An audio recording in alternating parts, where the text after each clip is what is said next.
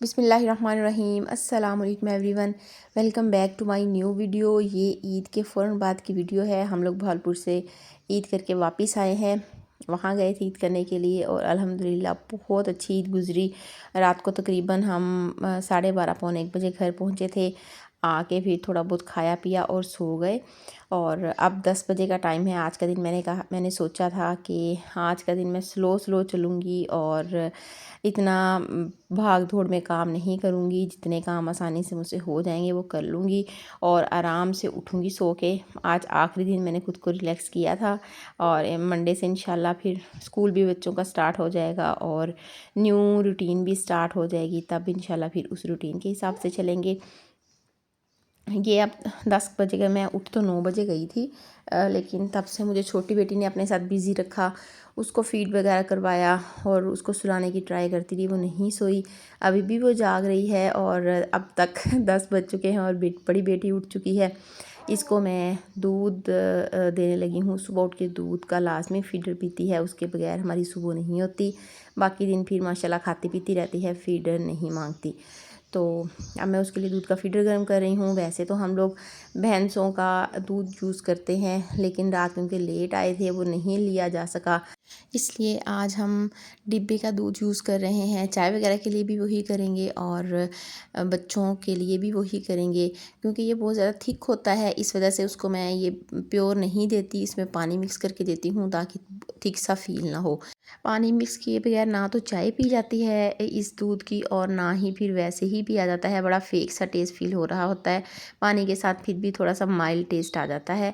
और अब मैं अपने लिए दही की लस्सी बनाने लगी हूँ। ये मेरी मोस्ट फेवरेट लस्सी है। दही और दूध और थोड़ा सा पानी मिक्स करके और इसमें चीनी मिक्स करके। बहुत सारे लोगों की फेवरेट होगी, देसी लोगों की मेरी तरह, लेकिन मेरे साथ ये प्रॉब्लम है कि मैं इसको 3 से 4 दिन लगातार पी लूँ तो मेरी दर्दें स्टार्ट हो जाती हैं। शदीद वाली दर्द स्टार्ट हो जाती है जिसमें जोड़ों में, क्योंकि ठंडी होती है तो मैं ज़्यादा इसको पी नहीं सकती। आज मैंने कहा कि आज का दिन मैं पीती हूँ और उसके बाद कल से मेरा भी डाइटिंग का प्लान है।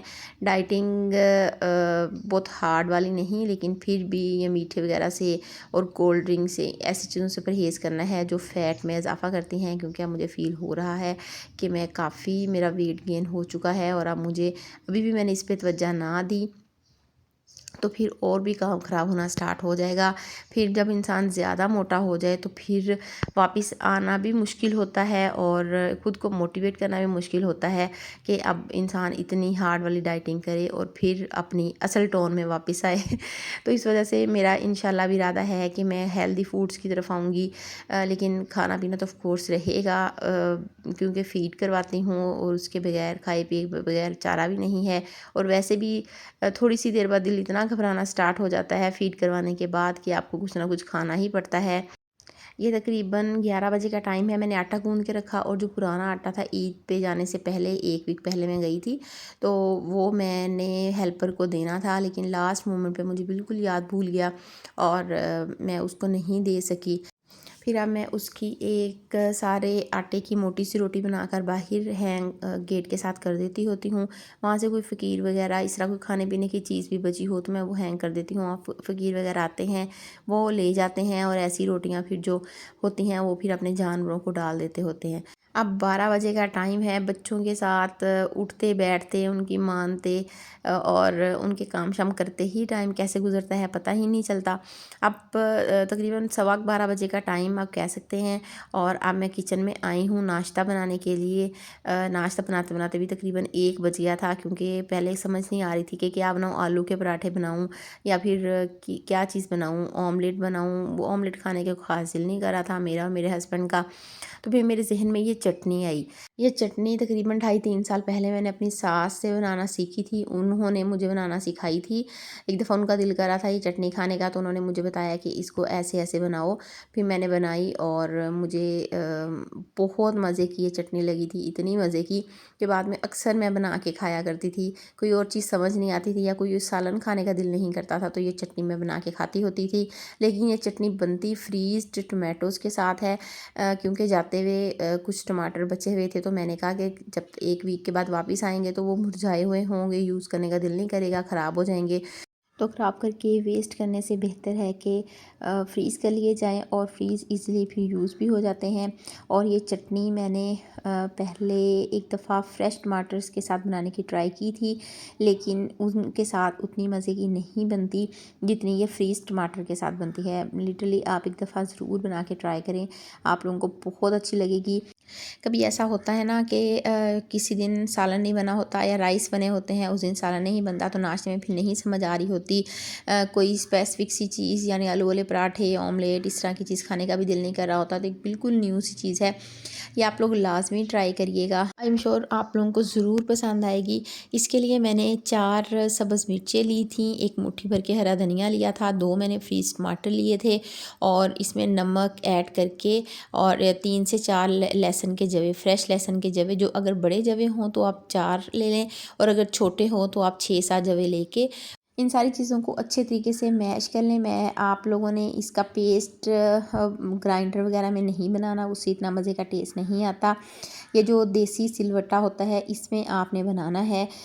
इसको हम पंजाबी ज़ुबान में हम तो कूंडी डंडा कहते हैं। हर इलाके की अपनी अपनी लैंग्वेज होती है, आप लोग इसको जो भी कहते हों। इसमें आप लोगों ने इसको कूटना है, यानी इसमें मैं पेस्ट बनाना है। आप लोगों ने बिल्कुल भी ग्राइंडर का यूज़ नहीं करना, मतलब इलेक्ट्रिक किसी भी चीज़ में ये नहीं बनाना, अदरवाइज़ इसका ओरिजिनल टेस्ट नहीं आएगा।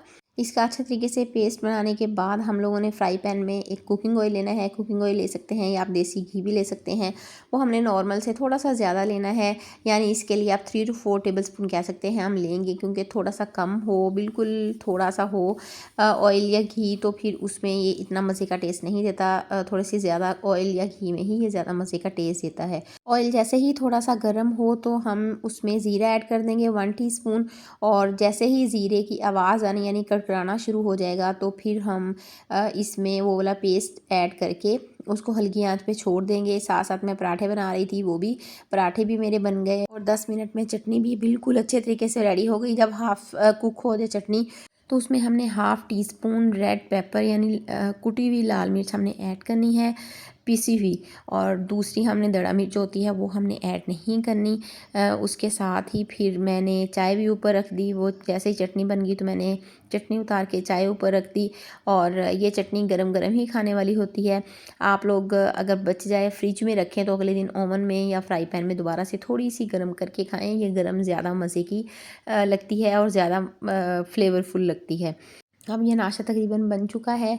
लास्ट पराठा बन रहा है। पराठे वैसे भी 2 ही बनते हैं, मेरा और मेरे हस्बैंड का और मेरी बेटी। पराठा मैं देसी घी में उसमें आटे में अंडा मिक्स करके स्पेशली उसके लिए बनाने की ट्राई करूं, तो वो जो स्पेशल काम उसके लिए किया जाए ना, वो तो बिल्कुल भी नहीं खाती।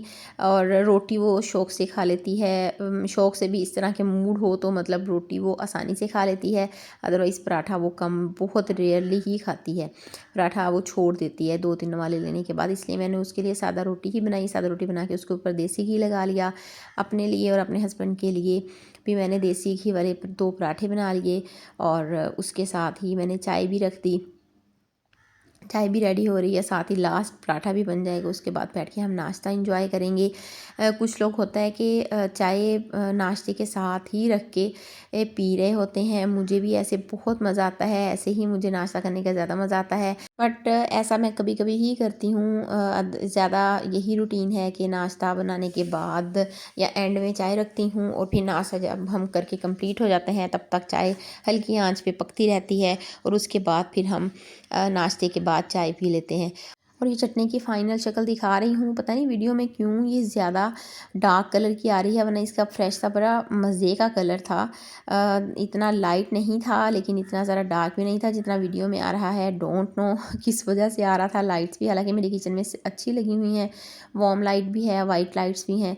और इसके बाद ये नाश्ता करने के बाद की वीडियो है। मैंने चाय बनाई, बड़ा कप ऑफ कोर्स मेरा है।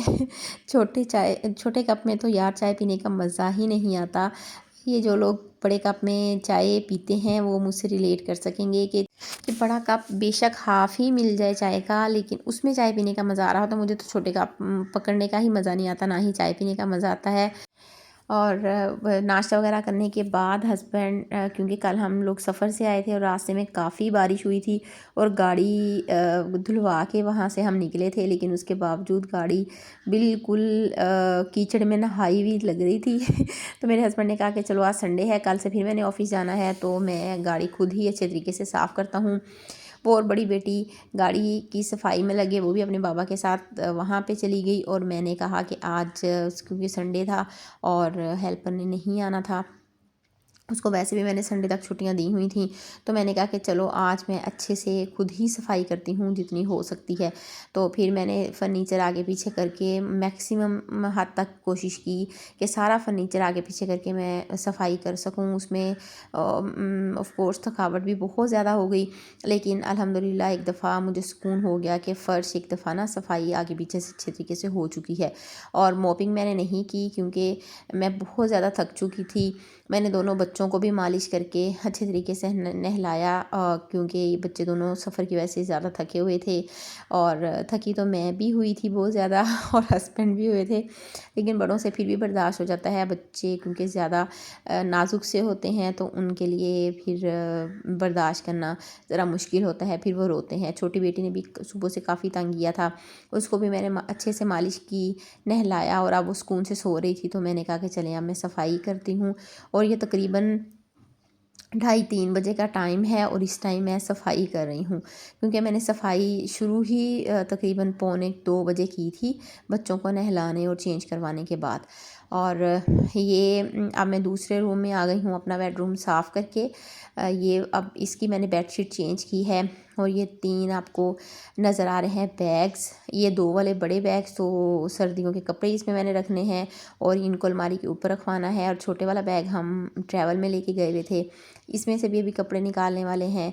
और ये बिल्कुल भी इजी टास्क नहीं है, एक जाने के लिए तो जो पैकिंग करनी पड़ती है, वापस आके कुछ धोने वाले कपड़े भी होते हैं और जो एंड वाले 1-2-4 दिनों में इकट्ठे हो जाते हैं, और दूसरी बात ये कि फिर आके कपड़े दोबारा से पैक करना, अनपैक करना, और ये सारा कुछ मुझे पैकिंग इंतहाई मुश्किल है। सफ़र करना मुझे इतना शौक़ है सफ़र करने का, लेकिन यकीन करें पैकिंग अनपैकिंग करना मुझे दुनिया का मुश्किल तरीन काम लगता है।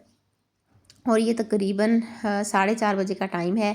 पूरे घर की मैंने अल्हम्दुलिल्लाह अच्छे से सोफ़े भी आगे पीछे करके सारा कुछ अच्छे से मैंने सफाई कर दी, और किचन भी उसके बाद मैंने सबसे एंड में साफ़ किया था। किचन की भी अभी डीप क्लीनिंग होने वाली है, ये भी इंशाल्लाह मैं कुछ दिनों में करूँगी और अपनी बहनों से ज़रूर शेयर करूँगी इसकी रूटीन भी। और ये मैंने किचन भी साफ़ कर दिया, और अब मैं छोटी बेटी तब तक मेरी उठ चुकी थी, लेकिन अल्लाह ताला का शुक्र है वो रिलैक्स थी, अब खेल रही थी, तो मैंने साथ ही फिर सालन भी रख दिया। आज साबुत मसर बनाने थे और मैंने कहा उनको प्रेशर कुकर में रख के फिर अपने और हस्बैंड के कपड़े प्रेस करूँगी, और फिर सालन जो भी हाफ़ प्रोसेस रह जाएगा वो कुक करके, और उसके बाद फिर मैंने नहाया। और संडे के दिन काम की वजह से काम का बर्डन इतना ज़्यादा था और थकावट इतनी ज़्यादा थी कि नमाज़ कोई भी नहीं पढ़ी, बाकी दुनिया के हम सारे काम कर लेते हैं, लेकिन जब नमाज़ों की बारी आती है तो हम उनको छोड़ देते हैं, और ये बिल्कुल भी अच्छी बात नहीं है। ये एटलीस्ट मैंने अब अपनी आदत ये ज़रूर बदलनी है। वैसे तो अल्हम्दुलिल्लाह मैं नमाज़ें पढ़ती हूँ, लेकिन कभी रूटीन डिस्टर्ब हो जाए या कभी कहीं मतलब ज़्यादा थके हुए हो, तो अब ये मेरी आदत बनती जा रही है कि मैं नमाज़ें छोड़ना शुरू हो गई हूँ। बट इंशाल्लाह और भी बड़ी चीज़ों में इम्प्रूवमेंट की मैंने प्लानिंग की हुई है, वो भी आप लोगों से इंशाल्लाह आगे आगे शेयर करती रहूँगी। और सबसे पहले मैंने जो अपने अंदर इम्प्रूवमेंट लानी है वो मोबाइल कम यूज़ करना और नमाज़ें रेगुलर पढ़ना इंशाल्लाह इंशाल्लाह। मोबाइल यकीन करें एक दफ़ा लेके बैठते हम 2-4 मिनट के लिए हैं, लेकिन वो 2-4 मिनट कैसे वो घंटों पे चले जाते हैं, 40 मिनट 45 मिनट घंटा 1.5 घंटा कैसे वो चले जाते हैं। उस वजह से हमारे काम पेंडिंग, हमारे बच्चे भी डिस्टर्ब, सारा कुछ। तो वो ये चीज़ मैंने अपने अंदर हटाने की कोशिश करनी है इंशाल्लाह। जैसे ही मेरे अंदर थोड़ी सी इम्प्रूवमेंट आना स्टार्ट हुई तो मैं आप लोगों से शेयर करूँगी कि किस वजह से मेरे अंदर इम्प्रूवमेंट आ रही है और कौन सी हैबिट्स हैं जिनकी वजह से मेरे अंदर ये सारी इम्प्रूवमेंट्स आई हैं। इंशाल्लाह जल्दी ही आप लोगों से अपनी ये वाली भी अच्छी हैबिट्स शेयर करूँगी। ताकि आप लोगों को भी, जो मेरी बहनें मेरी तरह हैं, नमाज़ें जिनकी छूट जाती हैं या फिर मोबाइल जो ज़्यादा यूज़ करती हैं, बहुत ज़्यादा तो मैं यूज़ नहीं करती, लेकिन ये है कि एक दफ़ा लेके बैठ जाऊँ, किसी का मैसेज आया है या किसी की कॉल आई है, लेके बैठ जाऊँ, तो फिर वो काफ़ी टाइम मेरा वेस्ट हो जाता है। ये आदत इंशाल्लाह मैंने अपनी इम्प्रूव करनी है। और अब ये तकरीबन 5:30 बजे का शायद टाइम है। मुझे टाइम एग्जैक्ट याद नहीं था। मेरी बेटियां दोनों माशाल्लाह टीवी लाउंज में खेल रही थी, और अब मैंने कहा कि अब मैं नहा लेती हूँ। नहा के फिर तब तक हस्बैंड भी आ गए, वो बाहर किसी काम से गए हुए थे। और फिर मैंने ये राइस कल वाले थे, ये देगी पुलाव था जो कि मेरी सास ने हमें दिया था कि ताकि हम कल घर पहुंच के खा सकें। और बाकी ये सालन था, सालन जो मैंने आज बनाया था, रोटियां बनाई उनके साथ, और फिर हम लोगों ने बैठ के खाना शाना खाया। और फिर मैंने चाय बनाई एज़ यूजुअल, क्योंकि सारा दिन काम काफ़ी ज़्यादा किया था। वैसे तो मेरा प्लान है इंशाल्लाह कि मैं शाम की चाय बिल्कुल ख़त्म कर दूँगी, और क्योंकि अब जिस्म को भी अपनी सही ओरिजिनल हालत में लेके आना है जल्दी वरना हम चस्कों के चक्कर में पड़े रहे तो फिर बहुत ज़्यादा मुश्किल हो जाएगी नेक्स्ट कि हम दोबारा जिस्म अपनी पुरानी रूटीन में वापस आ सके।